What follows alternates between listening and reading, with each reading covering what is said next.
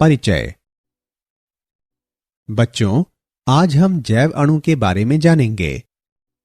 Teacher, जैव अणु क्या होते हैं? जैव अणु कार्बनिक अणु है जो एक सजीव जीव द्वारा उत्पन्न किया जाता है। टीचर, हमारे शरीर में उत्पन्न होने वाले अणु जैव अणु हैं? हाँ राम, क्या कोई मुझे जैव अणुओं के कुछ उदाहरण बता सकता है?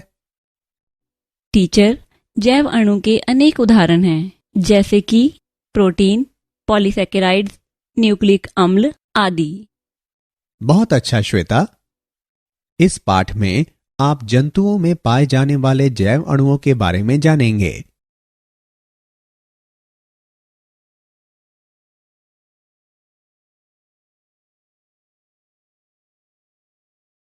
उद्देश्य।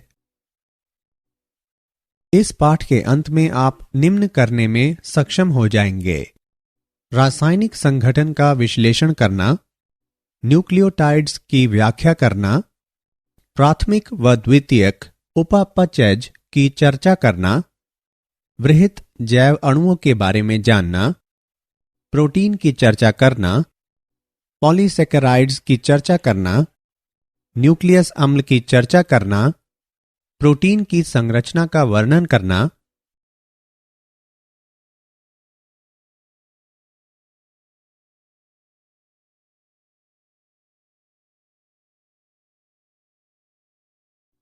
एक बहुलक में एककों को जोड़ने वाले बंधों की प्रकृति की चर्चा करना, शरीर अवयवों की गतिक अवस्था उपापाच्य की संकल्पना की चर्चा करना, जीव के उपापाचीय आधार की व्याख्या करना, जीव अवस्था की व्याख्या करना, एंजाइम का वर्णन करना।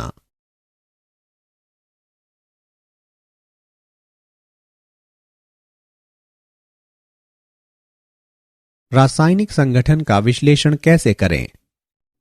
जैव अणु वे अणु हैं जो जीवों के पोषण और उपापाचीय प्रक्रियाओं में शामिल होते हैं। जीवों में उपस्थित अधिकतर रासायनिक यौगिकों में सदैव कार्बन और हाइड्रोजन होता है और इनके कार्बन परमाणु रेखित श्रृंखला, शाखित श्रृंखला या वलीय संरचनाएं बनाने के लिए सहसंयोजक रूप से बंधित होते हैं।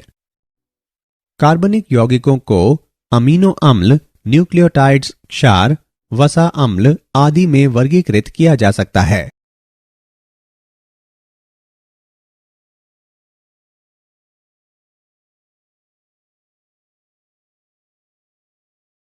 अमीनो अम्ल। अमीनो अम्ल प्रोटीन के रचक खंडों और उपापाच्य में मध्यवर्ती के रूप में कार्य करते हैं। अमीनो अम्ल वे अणु हैं जिनमें अमीनो समूह, एक कार्बोक्सिलिक अम्ल समूह, एक हाइड्रोजन और एक अभिलक्षणिक पार्श्व श्रृंखला होती है और सभी एक कार्बन परमाणु से जुड़े होते हैं। सबसे सामान्य अमीनो अम्ल अल्फा अमीनो अम्ल है। पार्श्व श्रृंखलाएं या आर समूह एक हाइड्रोजन परमाणु से लेकर बड़ी जटिल पार्श्व श्रृंखलाओं तक हो सकते हैं। प्रत्येक अमीनो अम्ल के अद्वितीय भौतिक और रासायनिक गुण आर समूह की संरचना और रासायनिक गुणों का परिणाम हैं। कार्बोक्सिल और अमीनो समूह की संख्या के आधार पर अम्लीय, क्षारीय और उदासीन अमीनो अम्ल होते हैं। ग्लूटामिक अम्ल अम्लीय अमीनो अम्ल है। लाइसिन क्षारीय अमीनो अम्ल है। वेलिन उदासीन अमीनो अम्ल है।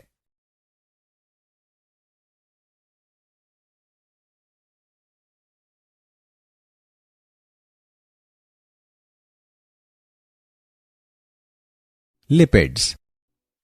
लिपिड्स कार्बनिक अणु हैं जो जल में अघुलनशील होते हैं। लिपिड्स के 3 उदाहरण उदासीन वसाएं, फॉस्फोलिपिड्स और कोलेस्ट्रॉल। उदासीन वसाएं। 3 वसा अम्ल श्रृंखलाएं निर्जलीकरण संश्लेषण द्वारा एकल ग्लिसरॉल अणु से जुड़ी होती हैं। उदासीन वसा ऊर्जा ईंधन को संचित करती है, शरीर ऊतकों को रोधी बनाती है और अंगों की सुरक्षा करती है। फॉस्फोलिपिड्स। फॉस्फोलिपिड्स में एक अध्रुवीय वसा अम्ल श्रृंखला भाग तथा एक फॉस्फेट ध्रुवीय भाग होता है। फॉस्फोलिपिड्स के दोनों स्तर सभी कोशिका झिल्लियों के मुख्य अवयव बनाते हैं। फॉस्फोलिपिड्स अणुओं के दोनों स्तर इस प्रकार स्वतः जुड़ते हैं कि उनके जलरागी शीर्ष झिल्ली की सतह और आंतरिक भाग बनाएं तथा जल विरागी पुच्छ एक दूसरे के सामने हों। कोलेस्ट्रॉल। कोलेस्ट्रॉल अणु में 4 परस्पर संबंध कार्बन वलय होते हैं।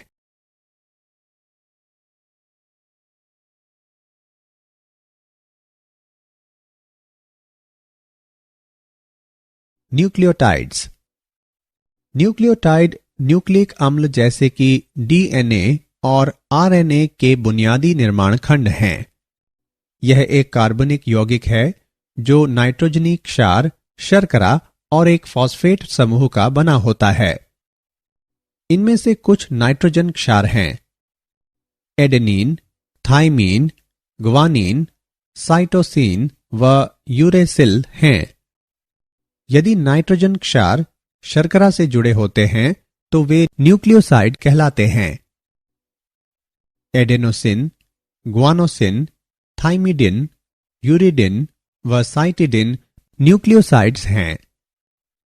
एडिनिलिक अम्ल, थाइमिडिलिक अम्ल, ग्वानिलिक अम्ल, यूरिडिलिक अम्ल और साइटिडिलिक अम्ल न्यूक्लियोटाइड्स हैं।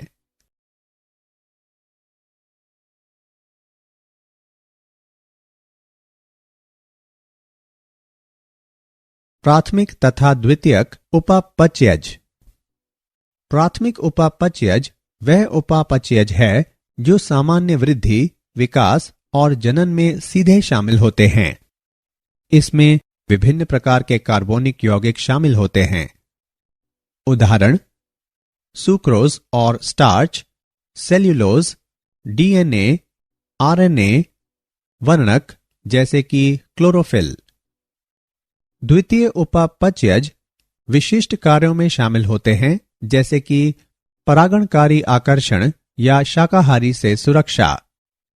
इन्हें 3 श्रेणियों में वर्गीकृत किया जा सकता है: एल्केलाइड, टर्पिनवाइड्स, फिनोलिक्स। एल्केलाइड नाइट्रोजन युक्त यौगिकों का एक बड़ा समूह है। टर्पिनवाइड्स एसिटल कोएंजाइम ए या ग्लाइकोलिसिस में मध्यवर्तियों से व्युत्पन्न होते हैं। फिनोलिक यौगिकों को हाइड्रोक्सिल कार्यात्मक समूह वाले एक या अधिक एरोमेटिक वलयों की उपस्थिति द्वारा परिभाषित किया जाता है।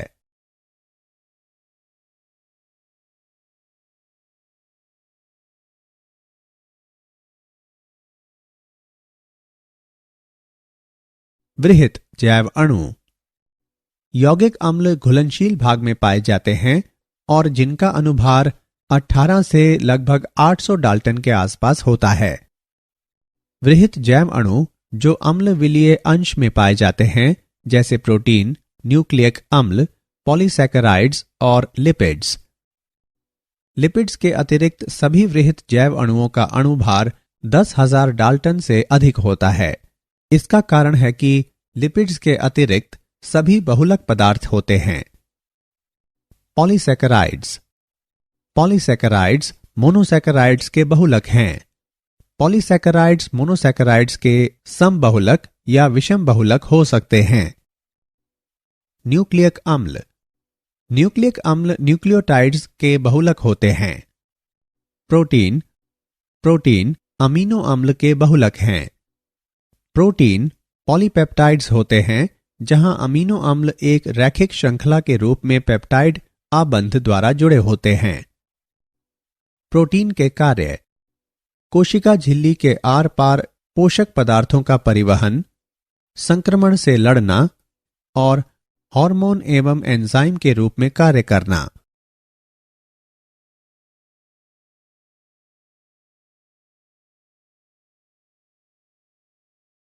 प्रोटीन।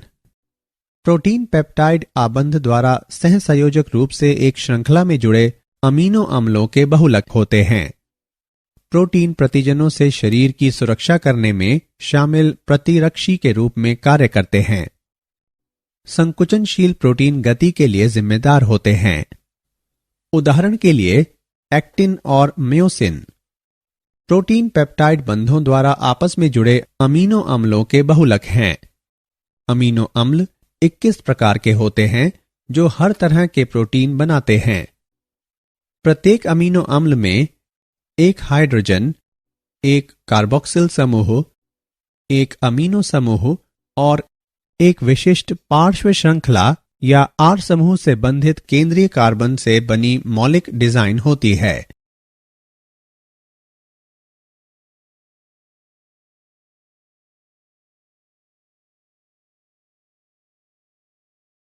पॉलीसैकेराइड्स।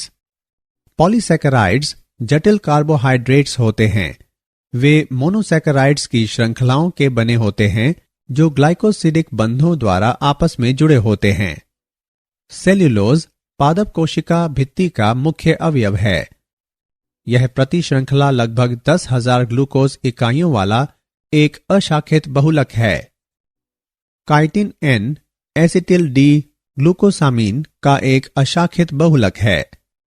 यह कवकों में पाया जाता है और ऑर्थोपॉड एवं निम्न जंतुओं के बाह्य कंकाल का मुख्य अवयव है, जैसे कीट, केकड़ा और श्रिम्प, चिराट के कवच।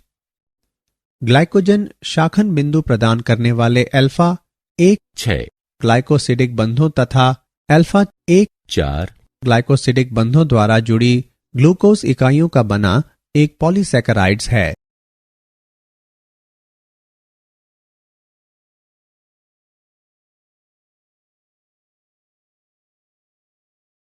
न्यूक्लिक अम्ल।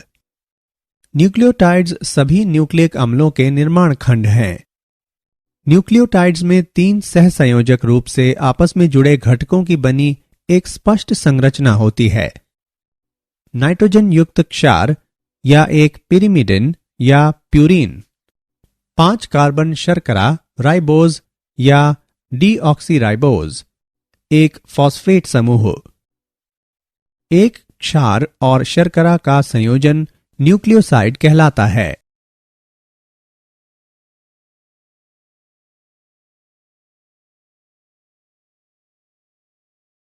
प्रोटीन की संरचना।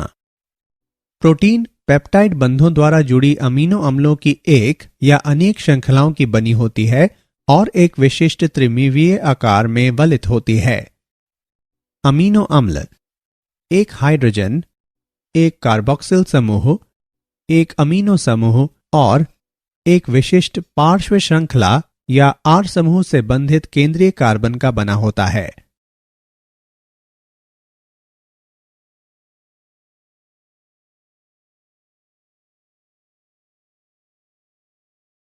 प्रोटीन संरचना के स्तर। प्राथमिक संरचना।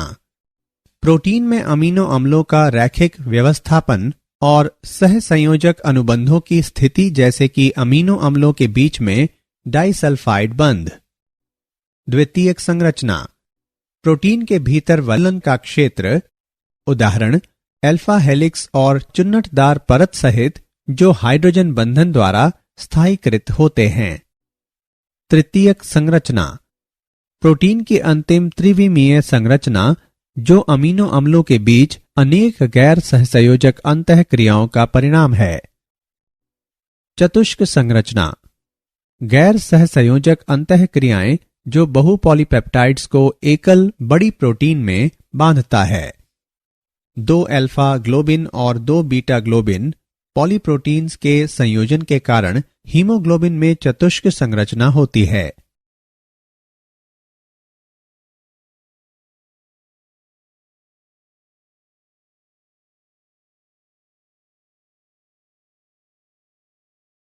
एक बहुलक में एककों को जोड़ने वाले बंधों की प्रकृति। पेप्टाइड बंध। यह बंध तब बनता है जब एक अमीनो अम्ल का कार्बोक्सिल समूह अगले अमीनो अम्ल के अमीनो समूह के साथ अभिक्रिया के बाद जल अणु निकलते हैं। यह अमीनो अम्लों को एक पॉलीपेप्टाइड श्रृंखला में जोड़ता है। ग्लाइकोसाइडिक बंध। यह बंध पॉलीसैकेराइड्स बनाने के लिए निकटवर्ती मोनोसैकेराइड्स के 2 कार्बन परमाणुओं को जोड़ता है। इसमें निर्जलीकरण भी शामिल है। फॉस्फोडाइस्टर बंध। यह बंध न्यूक्लियक अम्ल बनाने के लिए दो न्यूक्लियोटाइड्स को जोड़ता है। यह शर्करा के फॉस्फेट और हाइड्रोक्सिल समूहों के बीच बनता है।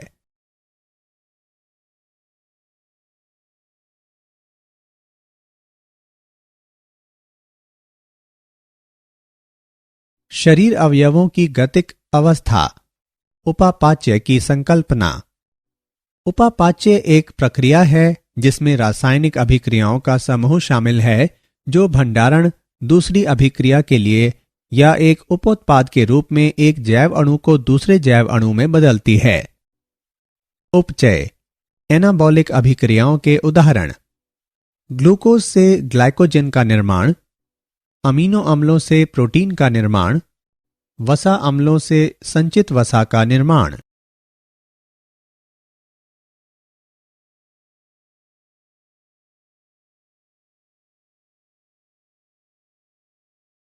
जीव का उपापाची आधार। जटिल अणुओं के सरल अणुओं में उपापाची विखंडन से ऊर्जा का मुक्त होना अपचयी अभिक्रिया है। अपचयी अभिक्रियाओं के उदाहरण: ग्लाइकोलिसिस, यह ग्लूकोज के निम्नीकरण द्वारा एडिनोसिन ट्राइफॉस्फेट के उत्पादन के लिए उत्तरदायी है। ग्लाइकोजिनोलिसिस, ग्लाइकोजन का जल अपघटन ऊर्जा उत्पादन के लिए पेशी कोशिकाओं तथा रुधिर शर्करा के स्तर को बनाए रखने के लिए यकृत कोशिकाओं में होता है।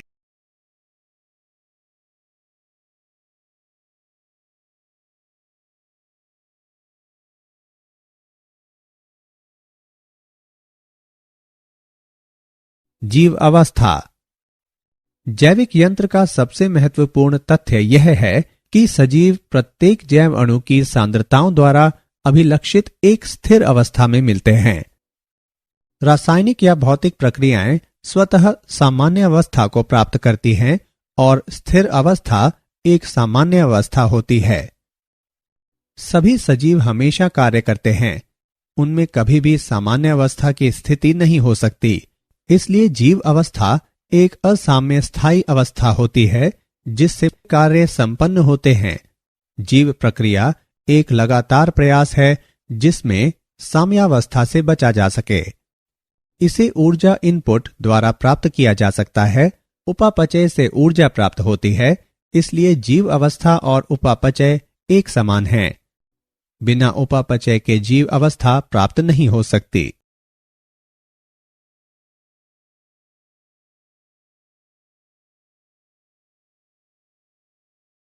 एंजाइम। एंजाइम एक पदार्थ है जो सजीवों द्वारा उत्पन्न किए जाते हैं। जैव रासायनिक अभिक्रिया संपन्न करने के लिए उत्प्रेरक के रूप में कार्य करता है। लगभग सभी एंजाइम प्रोटीन होते हैं। एंजाइमों में सभी प्रोटीनों जैसे प्राथमिक, द्वितीयक और तृतीयक संरचनाएं भी होती हैं। सक्रिय स्थल पर क्रियाधार व्यवस्थित होते हैं और अभिक्रिया को तेज गति से उत्प्रेरित करते हैं।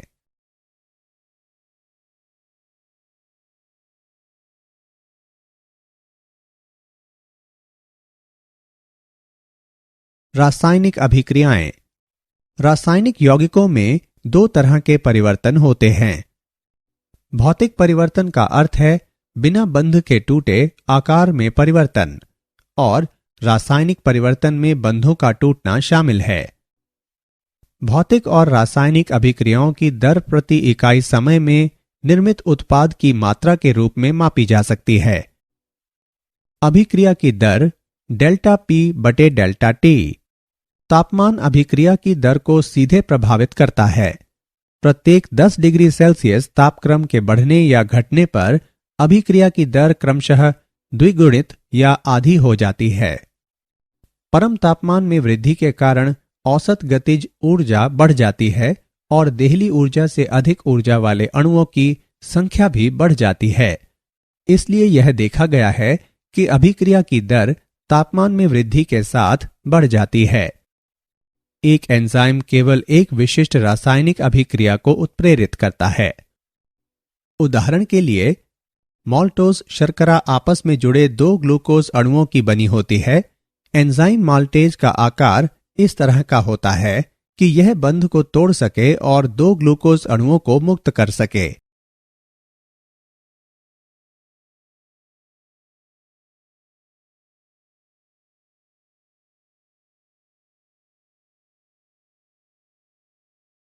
एंजाइम द्वारा उच्च दर से रासायनिक रूपांतरण कैसे होता है?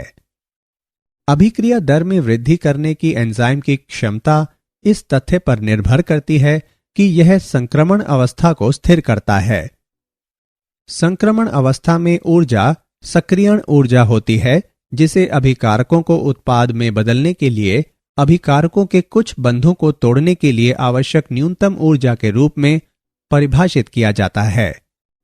एंजाइम अपने सक्रिय स्थल को आकार देकर सक्रियण ऊर्जा घटा लेते हैं ताकि यह संक्रमण अवस्था में व्यवस्थित हो सके, चाहे यह क्रियाधार से बेहतर हो। उदाहरण के लिए, कैटालेज का एक अणु प्रति सेकंड हाइड्रोजन पेरोक्साइड के 40 मिलियन अणुओं को तोड़ सकता है।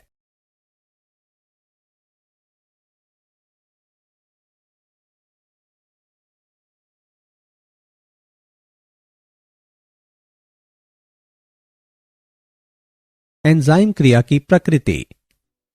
एंजाइम क्रिया का उत्प्रेरक चक्र। क्रियाधार एंजाइम के सक्रिय स्थल से बंध जाता है। सक्रिय स्थल एंजाइम का विशिष्ट क्षेत्र है जो क्रियाधार के साथ जुड़ता है। एंजाइम क्रियाधार का आकार बदल देते हैं ताकि क्रियाधार अधिक मजबूती से व्यवस्थित हो सके। एंजाइम का सक्रिय स्थल क्रियाधार के बंध तोड़ देता है और नए एंजाइम उत्पाद जटिल का निर्माण होता है। एंजाइम उत्पाद अवमुक्त करता है और एंजाइम दूसरे अणुओं के साथ बंधने के लिए तैयार हो जाता है।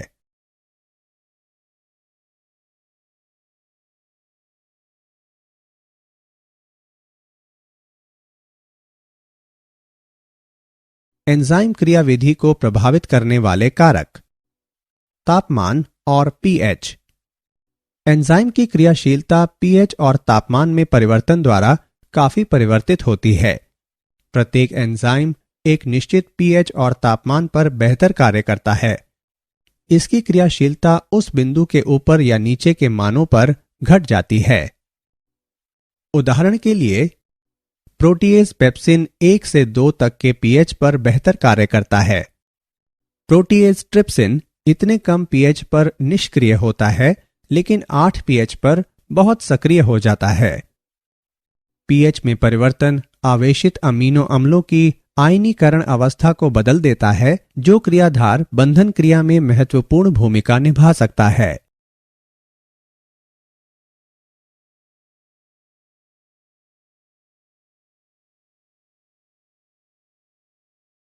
क्रियाधार की सांद्रता। यदि एंजाइम की मात्रा को नियत रखा जाता है और क्रियाधार सांद्रता को धीरे धीरे बढ़ाया जाता है, तो सर्वोच्च गति प्राप्त करने तक अभिक्रिया वेग में वृद्धि होगी। उस बिंदु के बाद क्रियाधार सांद्रता में वृद्धि वेग में वृद्धि नहीं करेगी। सद्मक पदार्थ होते हैं जिससे एंजाइम की उत्प्रेरक क्रिया परिवर्तित हो जाती है और फलस्वरूप उत्प्रेरण मंद पड़ जाता है या बंद हो जाता है। प्रतिस्पर्धात्मक संदमन तब होता है जब क्रियाधार और क्रियाधार के समान पदार्थ दोनों को एंजाइम में मिलाया जाता है।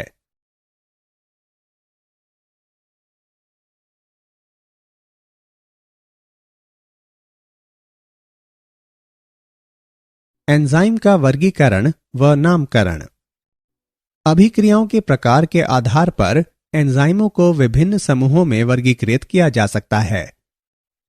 ऑक्सीडोरिडक्टेज या डिहाइड्रोजिनेजेज एंजाइम जो एक अणु से दूसरे अणु तक इलेक्ट्रॉन स्थानांतरित करते हैं, ऑक्सीडोरिडेज कहलाते हैं। अधिकतर उपापचयी ऑक्सीकरण अभिक्रियाओं में इलेक्ट्रॉन दाता से हाइड्रोजन को हटाना शामिल है। ये एंजाइम डिहाइड्रोजिनेजेज कहलाते हैं। ट्रांसफरेजेज ये वे एंजाइम हैं जो एक समूह के स्थानांतरण में शामिल होते हैं। हाइड्रोलेजेज एक एंजाइम जो जल अपघटन की प्रक्रिया की गति बढ़ा देता है।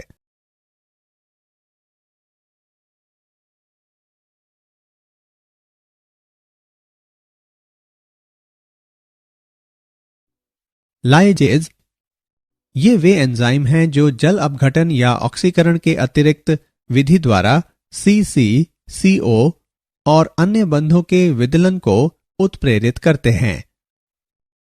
आइसोमरेजेज ये एंजाइम समावयवों के संरचनात्मक पुनर्व्यवस्था को उत्प्रेरित करते हैं। उदाहरण के लिए फ्यूमरेज।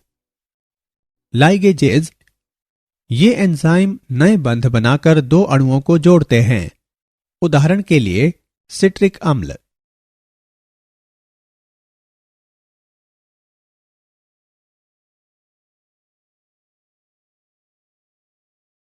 सहकारक सहकारकों को उन अणुओं के रूप में परिभाषित किया जाता है जो एंजाइमी अभिक्रियाओं के दौरान एंजाइम से कसकर बंधे होते हैं और अभिक्रिया में एक रूप से दूसरे रूप में बदल दिए जाते हैं।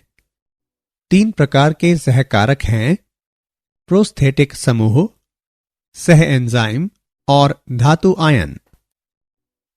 प्रोस्थेटिक समूह दृढ़ता से बंधी गैर पॉलीपेप्टाइड संरचना जो एंजाइम की क्रियाशीलता के लिए आवश्यक है। उदाहरण के लिए हीमोग्लोबिन का हीम।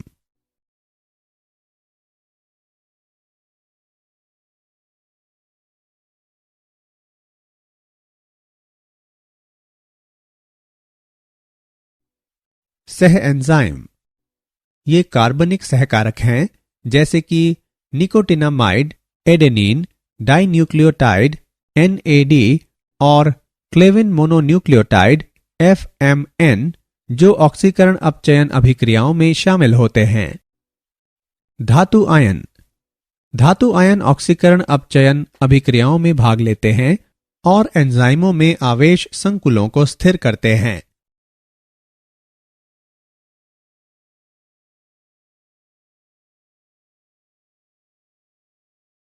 क्या आप जानते हैं डरावनी फिल्में देखने से उपापचय दर में वृद्धि हो सकती है।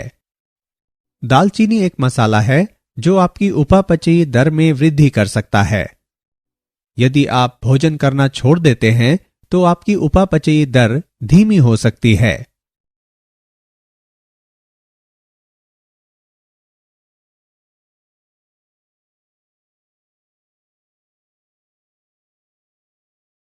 सारांश। आइए हमने जो कुछ सीखा है उसे संक्षेप में दोहराएं। जैव अणु वे अणु हैं जो जीवों के पोषण और उपापचयी प्रक्रियाओं में शामिल होते हैं। अमीनो अम्ल प्रोटीन के निर्माण खंड और उपापचय में मध्यवर्ती के रूप में कार्य करते हैं। न्यूक्लियोटाइड न्यूक्लिक अम्ल के बुनियादी निर्माण खंड हैं जैसे कि DNA और RNA। पॉलीसैकेराइड्स मोनोसैकेराइड्स के बहुलक हैं। न्यूक्लियक अम्ल न्यूक्लियोटाइड्स के बहुलक हैं। प्रोटीन अमीनो अम्ल के बहुलक हैं। प्रोटीन के 4 स्तर प्राथमिक, द्वितीयक, तृतीयक, चतुष्क संरचना हैं। उपापाच्य एक प्रक्रिया है जिसमें रासायनिक अभिक्रियाओं का समूह शामिल है जो भंडारण, दूसरी अभिक्रिया के लिए या एक उपोत्पाद के रूप में एक जैव अणु को दूसरे जैव अणु में बदलती है।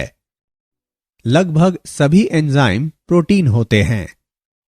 अभिक्रिया दर में वृद्धि करने की एंजाइम की क्षमता इस तथ्य पर निर्भर करती है कि यह संक्रमण अवस्था को स्थिर करता है। सहकारकों को उन अणुओं के रूप में परिभाषित किया जाता है जो एंजाइमी अभिक्रियाओं के दौरान एंजाइम से कसकर बंधे होते हैं और अभिक्रिया में एक रूप से दूसरे रूप में बदल दिए जाते हैं।